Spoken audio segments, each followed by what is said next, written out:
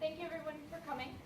My name is Caitlin Baum. I'm president of the Chemistry Biochemistry Council of Majors here at UMBC. And we were asked by the bio department to set up a sort of how to make a professional research poster session so that people going into research would have something to present at meetings and would know how to go about doing that. So we've asked Dr. Steve Miller to come and tell us about making a poster. And then later we're going to have Janet McGlynn from the Provost Office.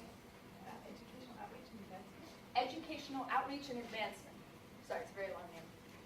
And she'll come and talk to us after Dr. Miller is done.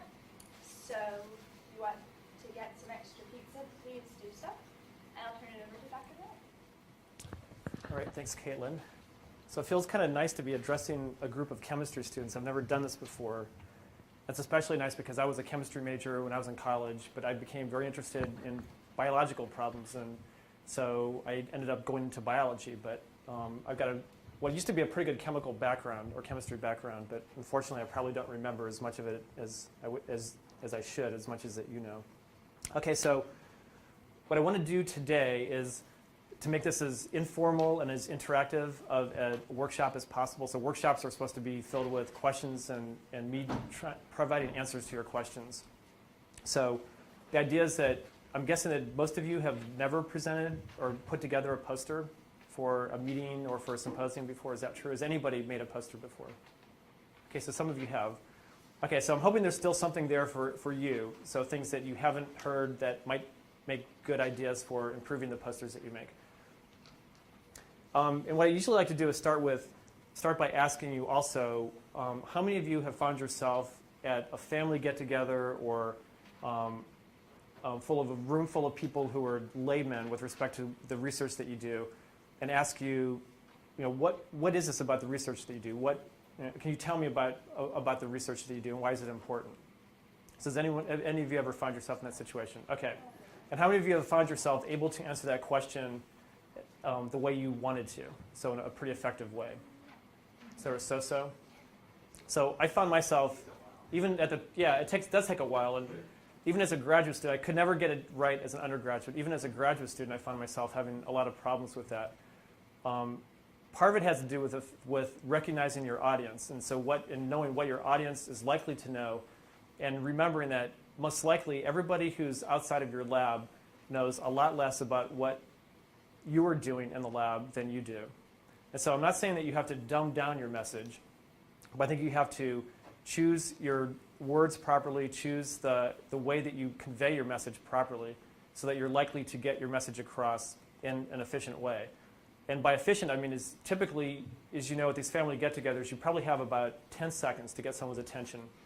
And if you say the wrong thing, the eyes start to glaze over, and before you know it, you've lost them and they're not paying attention to you anymore.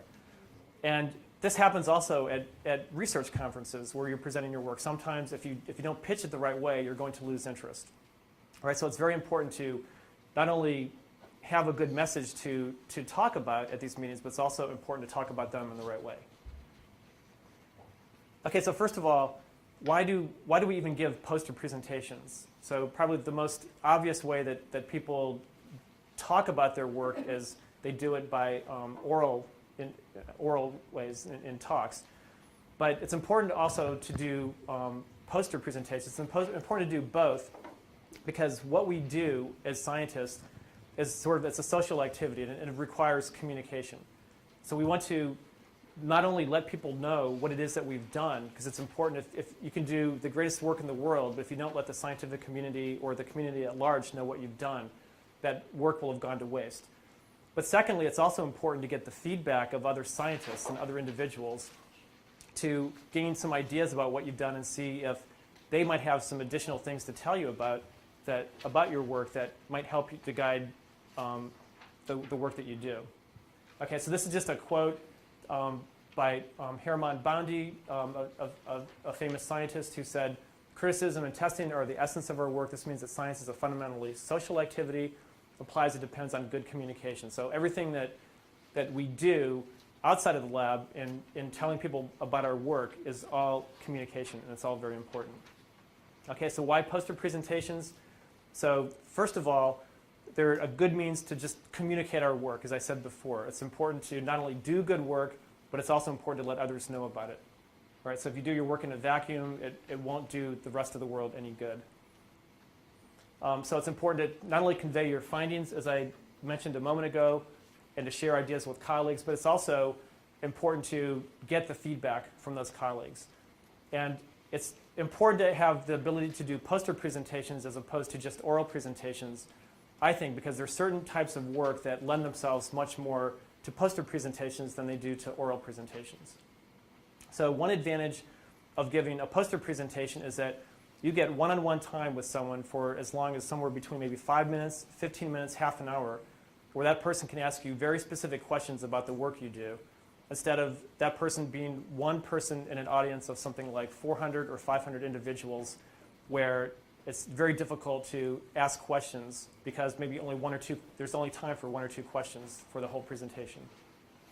Okay? Another reason that we ask you to do poster presentations is that it's a learning tool. And it's not only a learning tool for undergraduates, I think it's a learning tool for graduate students. It's also a learning tool for faculty members. So I learn a lot every time I put a poster together because it makes me think more about the work that I do. It helps me to organize my ideas.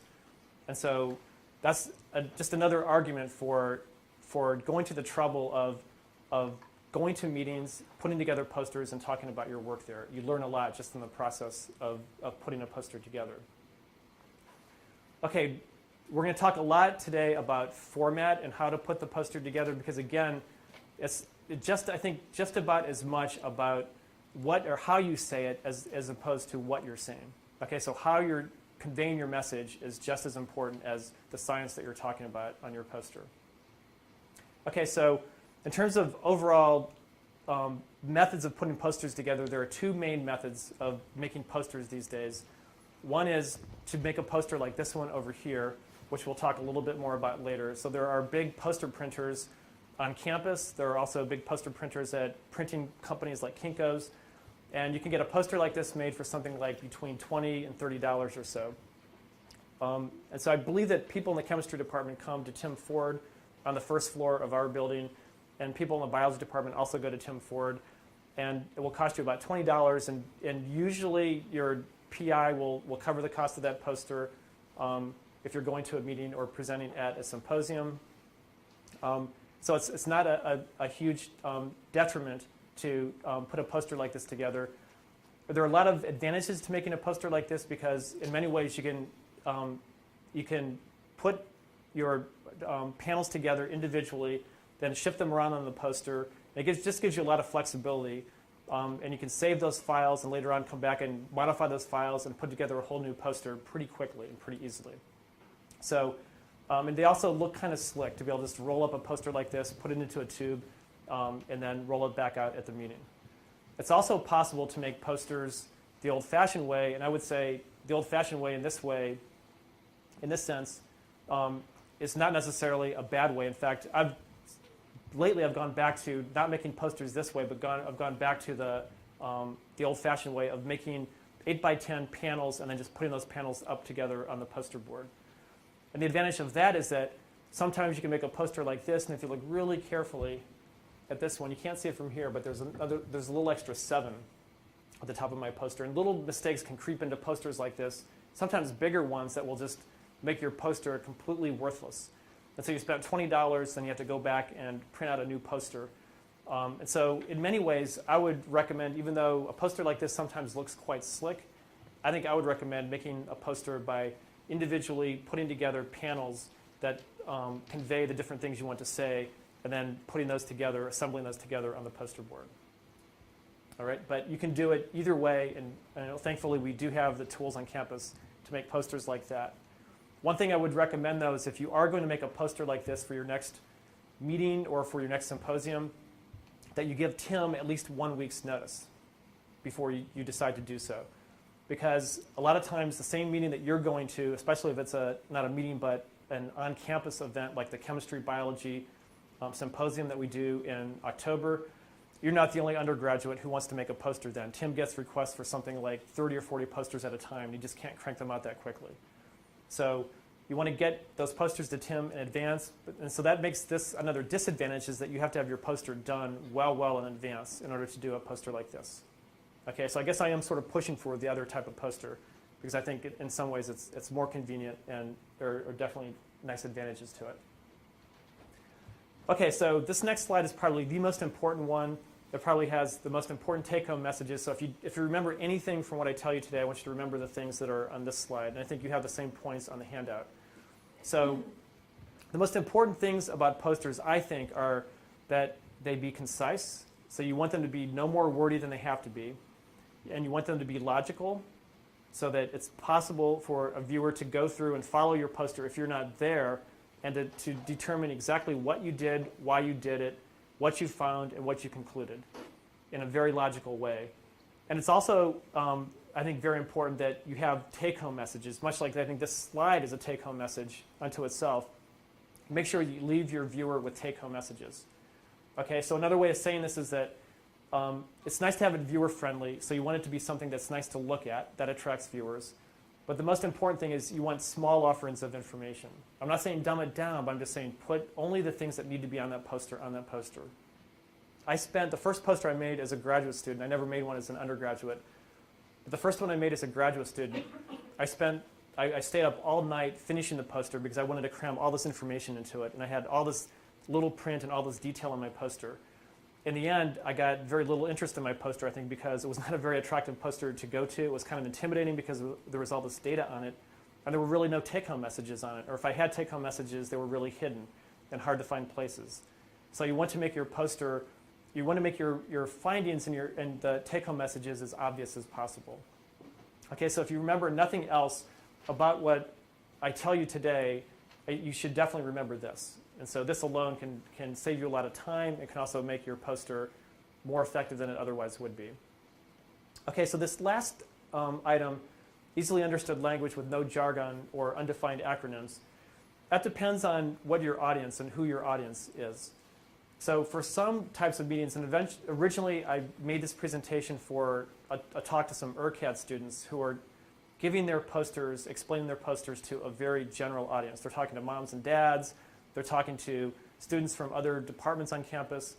And in those cases, jargon and acronyms are total death because no one is going to understand them. You have to decide what is sort of acceptable jargon, what is an acceptable acronym, what are acceptable technical terms for when you go to meetings for specialized topics.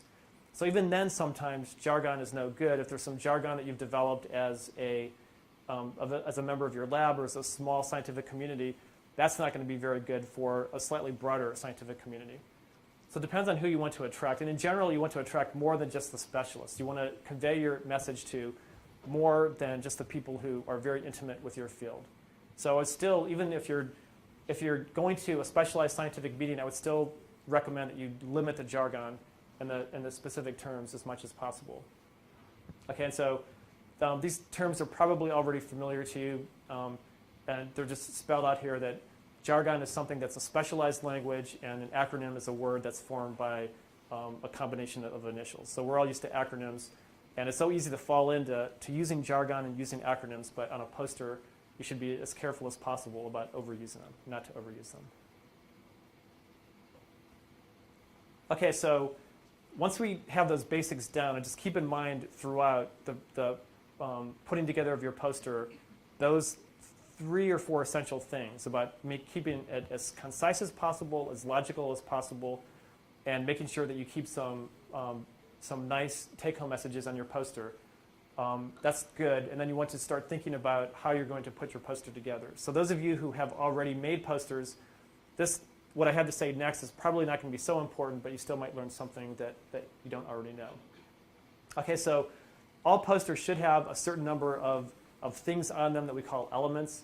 And the first thing that you'll see on any poster is what some consider to be the most important thing and what should be the largest part of that poster, and that's the title. The title, and then also an author line, and also an indication of where those authors did their work or where you did your work. Okay, so this should always be, I would recommend, in bold print. It should also be very tall print, something like 1 inch to 1.5 inches high. Okay, so you want to devote a good part of your poster to that. should be something that's visible from within about 20 feet or so anybody can see that. Okay, something visible from 15 to 20 feet away. Okay, so in addition to the title, another thing that often people put near the beginning of their poster is the abstract. So the abstract is something that you guys should all know something about. If you've ever made a poster before, most likely you had to first put together an abstract and submit that abstract to the symposium or to the meeting that you went to. So has anyone here not written an abstract? Okay, so even if you've not put together a poster before, likely you've had to put together an abstract of some sort, either for a class or for an oral presentation that you did. Okay, so the abstract is sort of a snapshot or a synopsis of the paper, and it should be in much the same way that the poster itself should be concise, and it should have take-home messages, and it should also be logical. The abstract should be the same way, and so the abstract should provide some of each of these four things. So the abstract should have a background in it, something that tells, or a sentence or two that tells the person who's viewing your poster what the body of work that you're doing is about, so where it fits in with what was known previously. It should also define the research question. So everything that you do, there are some people that do work that could be argued as not being hypothesis driven, but I'm guessing that in chemistry, pretty much all the work that you do is not exploratory, but it's really hypothesis driven. And so you should have at the forefront of your abstract and the forefront of your poster the research question. So it should be obvious to the viewer at the very beginning why it is that you did the work. What's the question you're trying to answer? In addition to that, you also obviously want to say something about the approaches and the experiments that you did. So what approaches did you use? What kind of methodologies did you use? In brief, though, because abstracts, of course, can't be very long. And finally, there should be some kind of a conclusion. What were the results of your study? So this is something that should be part of an abstract. It's something that you will have to submit anytime that you make a poster and before you go to a meeting. But it doesn't always have to be a part of the poster. So if you don't have room for it, you don't necessarily have to include an abstract, because an abstract is something that will take a reader something like at least 3 or 4 minutes to get through, digest, and understand. So you don't have to put it on there, but it's probably a good idea if you have enough room to put it there just in case viewers come by who come by when you're not there at your poster, or because if you're tied up with other viewers of your poster, you don't have time to go over your poster with them. It's something that can give them a chance to go over the poster really quickly before they have a chance to talk to you. Okay, so in addition to the abstract, then there are other parts of the poster, elements of the poster that we consider, or that can be considered as core elements. Okay, so after the abstract, like there is in the abstract although in the abstract it's almost always a very shortly described in 1 or 2 sentence topic, there should be a fair amount of your poster devoted to the background. So where does your work fit in with what was done previously, or what's been done previously? Okay, so the poster that I've made and brought here today, a pretty good chunk of this poster is devoted to the background. And I'm guessing that for the posters that you put together, also, you're going to want to devote at least 1/3 of your poster, if not even a little bit more, to the background. So as undergraduates, you haven't had a lot of time yet to develop a lot of results, do a lot of experiments, and analyze your results. If you're lucky, you have, and you'll have to devote lots of space to that. But for most of us as undergraduates, or when I was an undergraduate, I know I didn't get very many results, and I wouldn't have had much to say, except that I would have had a lot of space to say something about why I was doing what I was doing. And that's where the background is really important. So for someone who doesn't know about the specialized work that you do, you want to give them some things to latch onto so that they can understand why your work is important and how it fits in with what has been done previously. Okay, so I can't emphasize enough how important it is to provide enough background. If you've got room for it, I would devote 1/3 or half of your poster to the background, just to make it so that your viewer knows precisely why you did the work that you did. That's one of the most important things about communicating your results.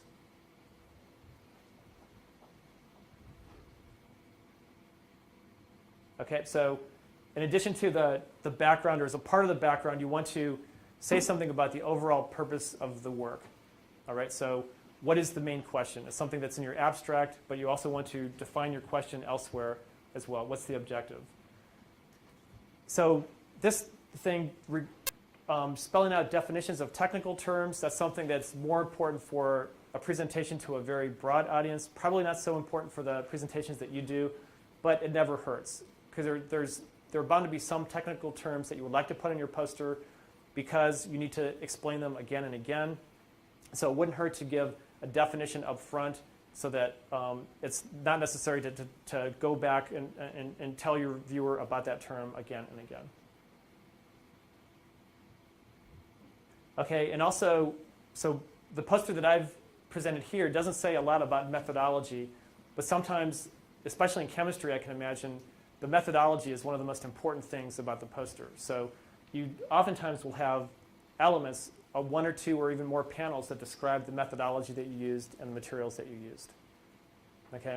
That's another thing that, depending upon the work that you did, you might want to include as a part of your poster.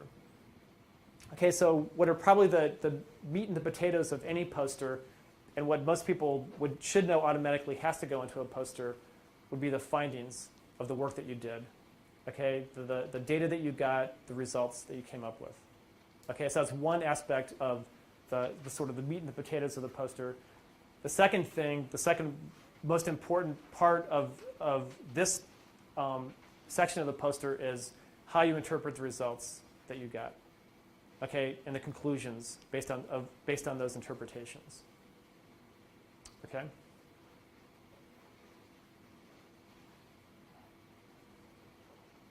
And then I would recommend at the end of any poster or near the end of any poster, there should always be some summary of your most important findings. Okay, and this goes along with the idea that you should have an important take-home message or several important take-home messages sprinkled throughout your poster. Okay. All right, so one thing that people often forget, but you definitely should not forget, is to acknowledge the funding sources of your work, or if you have collaborators. So, I mean, one reason this is very important is that in most meetings, there are usually representatives of funding agencies. Like for biology meetings, members of the NSF or the NIH are often there, and they know that they are funding a lot of work out there, and they're particularly happy when they see that their work is being acknowledged. So it's very important. You don't want to present a poster sometime and find out later on that a member of one of these funding agencies was there and you didn't acknowledge the fact that, that they provided the funding for that work. Okay, so in terms of the layout of the poster, so those are the elements that should be there. So there might or might not be an abstract, although probably in most cases you will have room for an abstract and you should put an abstract there. There should be a lot of background information that describes the importance of the work. So why did you do the work and how does it fit in with what's been done before? You should have a number of panels that describe the findings that you came up with, how you interpret those findings, the conclusions derived from those findings, and then summarize the main ideas that you got, or the main results that you came up with, and then acknowledge the funding sources for the work that you did. Okay, so after you decide what panel should be there, you need to think about how the poster should be laid out. And one thing that you have to know ahead of time is how much room you're going to have to display the poster. Sometimes you get as much as 8 feet, a poster board that's as much as 8 feet long. Usually you get something like 3 to 4 feet in height for a poster, but sometimes you get much less than that. Sometimes you will only get something like 3 or 4 feet to put your poster up. So that might determine how much you can actually get onto your poster. I would never recommend that you shrink things down, because that's just going to make it harder for people to see it. But I think what you should decide is if you have less space, you just have to cut some things out and just only keep the most important things there. Okay, so you want to plan then how you're going to put these elements together. And one thing that's really important, I think a lot of people think, if they're going to give me 8 feet by 4 feet, by golly, I've got to fill all that space up. So I have to make more panels, I have to make more elements. But that's not the case. There's nothing wrong with leaving some space there. If you can convey your message with 6 or 7 panels and it only takes up half of your poster board, so be it. It'll make it a more efficient message, and it'll make it one that gets your point across better to more people.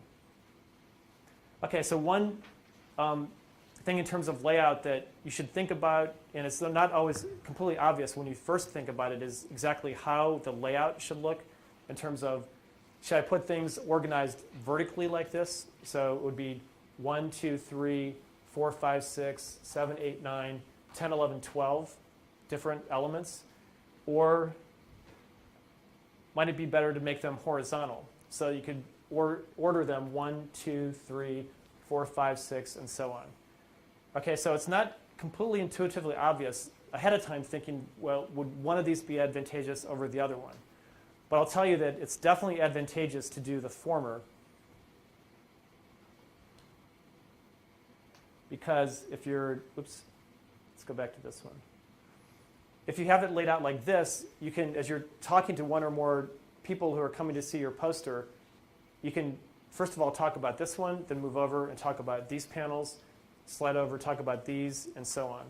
If your poster is arranged horizontally, you can't really do that because you're constantly going back and forth from left to right, then back to left to right. And so it's not possible for others who maybe you're not talking to at the moment to be able to follow your poster and just sort of follow behind you. Okay, so I would definitely recommend, in terms of layout, that you do it this way and not this way. There are times, though, when other types of layouts, there are times when other types of layouts might also work. There's times when you might want to put, you might have one very, very important thing that you want everyone to see, and you want to put it at a very prominent place, so, such as in the middle of the poster, and you want to have other things sort of pointing towards that element because maybe everything else on the poster has to do with that one main idea. So it is possible to organize your poster in other ways. It all depends on exactly what you have to say and altogether how much you have to say. Okay, but I would say in most cases you want to go with the top to down, the vertical arrangement. Okay, it's often useful when putting a poster together, especially if you're not going to do a poster this way. If you're making a poster with a big poster printer, it's very easy to move things around on the computer screen. But if you're not doing that, it's often very useful to sort of sketch things out ahead of time and get a good idea in your mind as to exactly what you want to have and where you want to put it before you actually put it together. And one thing that I think is another take-home message of this poster workshop is that you should never have print on your poster that's lower or less than 18 point. I think 18 point is the absolute minimum. 18 point is the size of all of this writing right here. So you can, if you have good eyesight in the middle of or in the front of the room, you can probably even read that from where you are. It's definitely very legible to people like me who have not so good eyesight without glasses to be able to read from that distance. Okay, so it should never be smaller than 18 point font. So this is, again, one of those things that we talked about earlier where it depends on your audience. And for specialized scientific meetings, it's not so important to make it so that your work is understandable to the layperson. But it doesn't hurt to be able to talk about your poster in different ways or talk about your work in different ways. So you should be able to recognize immediately by the types of questions that your viewer is asking or by asking them what their background is, just how much they know about your system. And so after you do that, you should be ready to talk to them at a very specialized level or at a level that's much more general so that you can get your point across and get them to understand what you're doing, regardless of whether they have absolutely no background at all in what you do or whether they know a lot about what you do, if they're doing experiments that are very similar to what you're doing. Okay, and again, this is another take-home message, or the take-home message that we talked about before, and it never hurts to talk about these multiple times. You want to make sure that you have take-home messages. It's things that the people who come to your posters, they're not going to remember much more than 1, 2, or 3 things. At most of these meetings, scientists like to go to maybe as many as 10, maybe as many as 20 different posters. They're not going to remember many different things. They'll take some notes down, but they're not going to remember a lot about the different posters they go to. All right, so you want to make sure that you have 1 or 2 or maybe 3 at most identifiable take-home messages that they all can walk away with. Okay, and again, it's a good thing to include a summary of the most important points, and using bulleted items or bold-faced items to do that is not a bad idea. Okay, and again, technical terms is a good thing to define those throughout, especially if you're at a meeting that's not such a specialized one. Okay, so another take-home message that I didn't really mention before in that previous slide. I did say that you want to minimize the amount of text you use, but also you want to maximize the number of figures. So where you can use a figure or a cartoon to convey an idea that otherwise might take something like a whole page of text to do, you want to do that. So use as little text as possible, as much imagery, as many figures as you can use to convey the message. Okay, and again, you want to keep things as concise as possible. Long blocks of text are bad, they're deaf. No one is going to want to spend a lot of time reading a lot of text. So this is, an abstract is about as much text as you want to put on any one panel. I would say, and for panels that belong within your background section or in your experimental or your conclusion section, no more text than a few lines like this. Because again, no one is going to have a lot of time to read your poster. They're not going to be standing there for hours reading your poster. They want to see other posters, and it's just going to take way too long.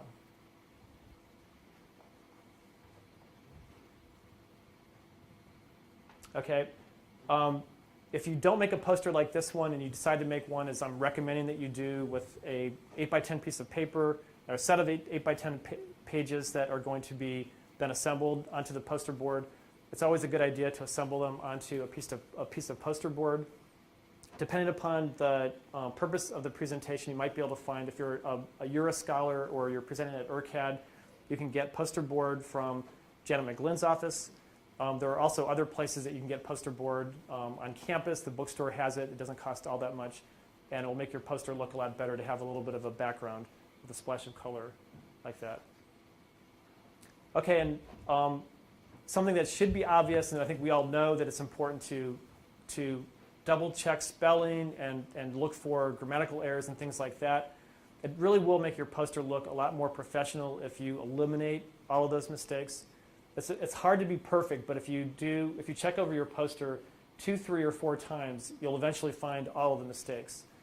And it won't kill your poster to have a few mistakes on it, but it just looks totally unprofessional if you've got a lot of them on it.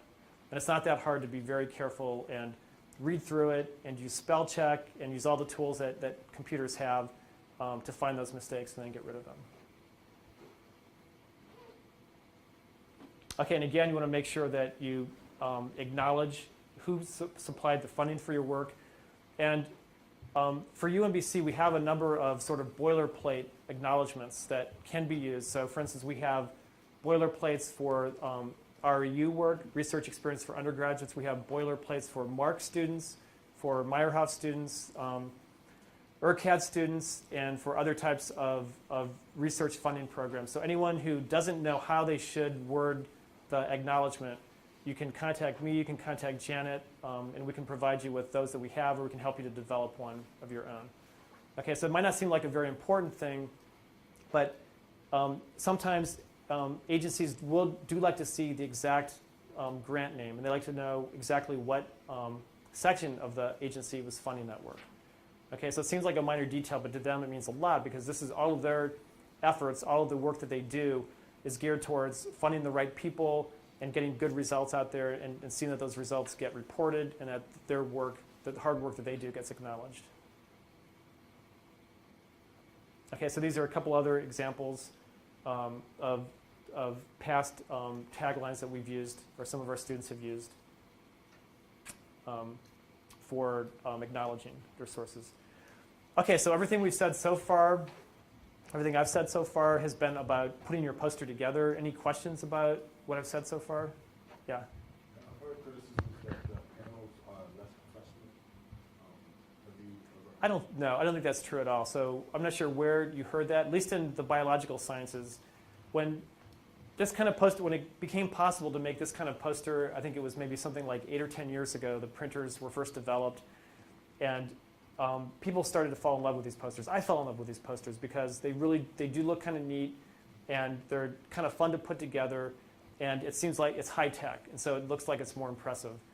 And so I think initially there was sort of a bias for posters like this and against the other ones because they were considered sort of old-fashioned and low-tech. But I think lately there's been sort of a backlash, maybe not so much against these, but just a realization that having a poster look like this doesn't make it any better than a poster that's put together with panels. And so if you really do want to if you think that those in your field would have a bias against you if you didn't make a poster like this, then by all means, make your poster like this. I'm not saying that's an easy choice, but my sense now, I'm starting to make all my posters now by putting them together, by making the elements individually and then putting those together on the board. Okay, just my opinion. Others, I'm sure, have different opinions. Okay, any other questions about putting a poster together? What should go on it? Yes? Do you have any comments about using, if you do one of these posters, about using the colored backgrounds? I do have a very strong opinion about that, and Tim Ford has an even stronger opinion. So some people like to make very sort of attention-grabbing backgrounds. And so I think it's kind of neat if you can make a light background that's maybe got something interesting in it. So like, for instance, I work on this organism, Volvox, and I've developed a background that has a very faint Volvox or Volvox spheroids in the background. And initially I thought this was kind of cool looking, but then I realized it's actually kind of distracting. And so sometimes I think that having backgrounds that have designs in them can be distracting, and also backgrounds that are very bright and very dark are distracting. And Tim Ford hates them because they use up a lot of ink. He can go through something like about 10 posters worth of ink if you make your background too dark. I also think it makes it harder then to get your individual elements to stand out. So I'd recommend going with a plain white or a very faint color or a very light color background. So that's a good question. I meant to mention Tim's bias because he's asked me to, when I give these poster presentations, to mention this to students. Okay. Any other questions?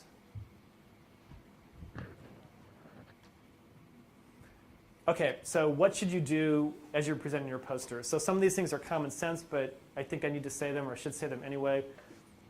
I wouldn't, depending upon where you are, I know that I've been at plenty of meetings where the scientists presenting their work are wearing jeans, but I would recommend, be as professional as possible. I don't mean dress in for men, don't dress in a business suit, and for women, you don't have to have, you don't have to be extremely well dressed, and you don't have to wear a formal dress. But I would say just wear something that's casual but nice. Okay, but by casual I mean not jeans, but something like for men, khakis or Dockers or something, sort of like the way I'm dressed now. Just it gives a more professional, gives your audience a better opinion of you.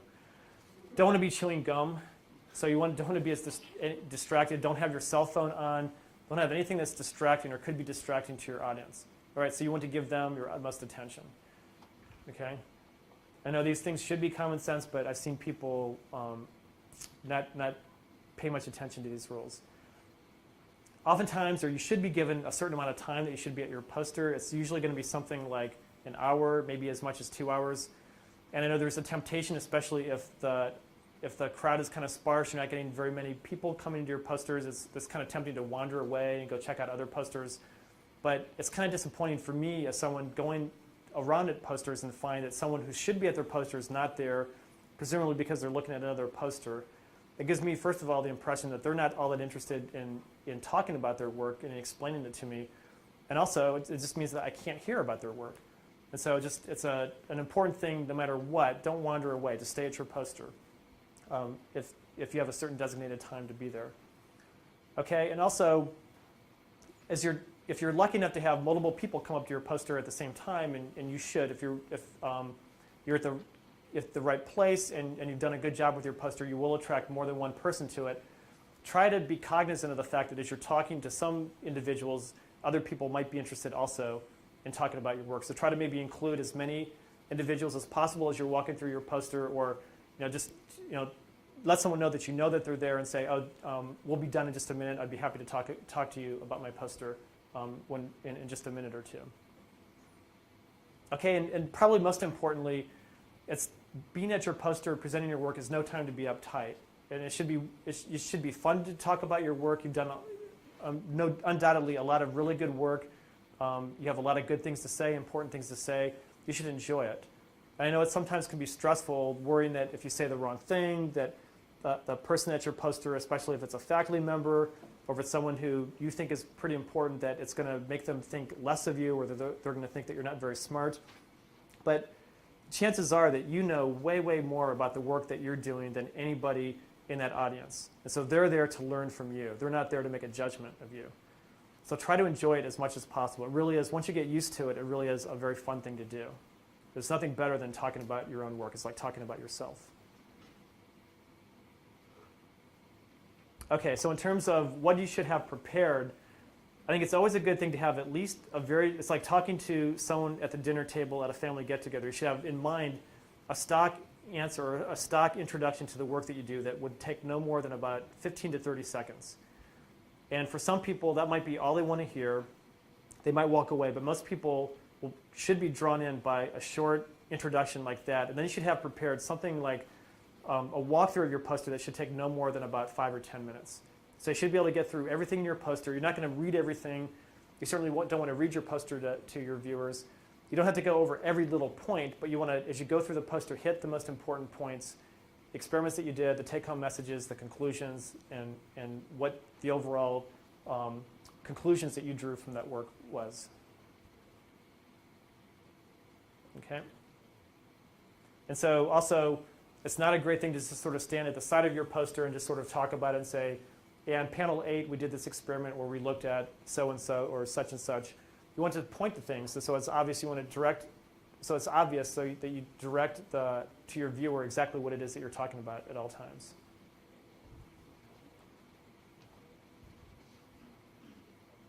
Okay, and once again, take-home messages are really important. Sometimes it is important, or you might feel it's important, that you convey extra details, especially at a specialized meeting.